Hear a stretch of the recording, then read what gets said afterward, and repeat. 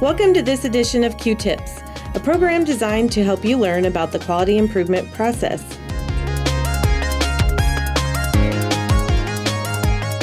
Welcome to this edition of QTIPS. In this edition, the Quality Council will provide information on identifying good quality improvement projects. We all face challenges in our day-to-day work. Do you ever feel like you don't have enough time to get things done? Have you ever felt you don't have the resources you need? Or maybe you've thought, why do we do this way? There has to be a better way.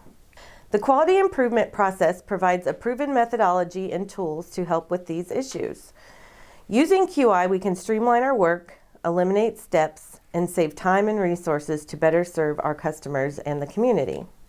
The frustrations you are feeling are often supported by other data sources.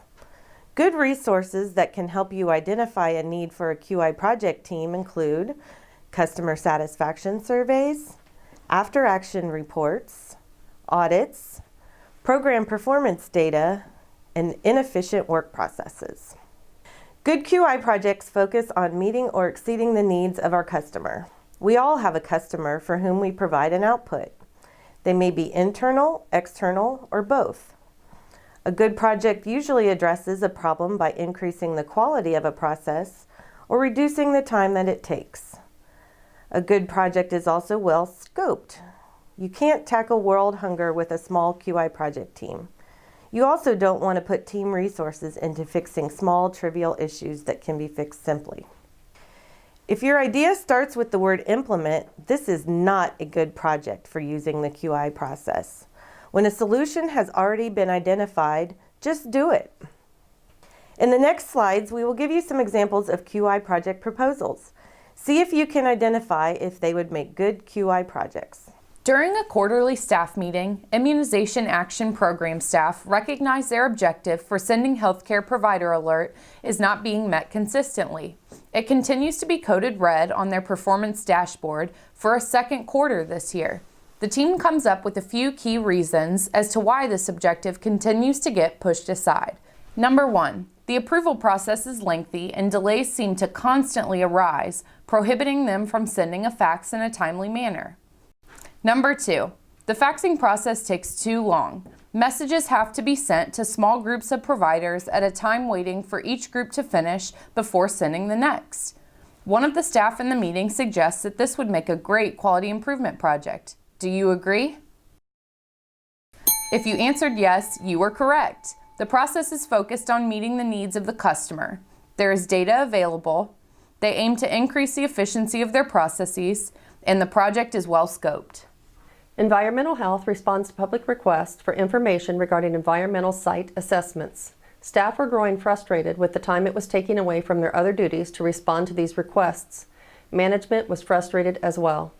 Requests coming in through the multiple channels made it difficult to determine the volume of work involved or the nature of the requests.